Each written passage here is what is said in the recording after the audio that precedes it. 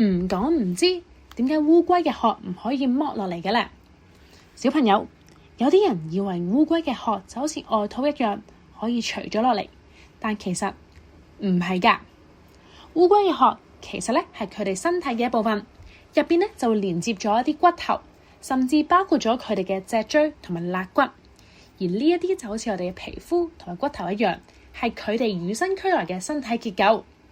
而呢個殼唔單止就會保護啲烏龜免受攻擊，亦都幫助佢哋喺環境入邊生存，譬如防禦啲天敵啊，保留啲水分啊等等。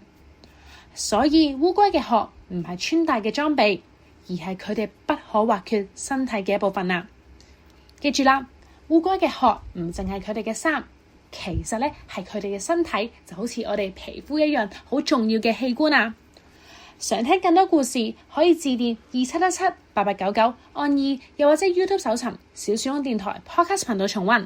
拜拜。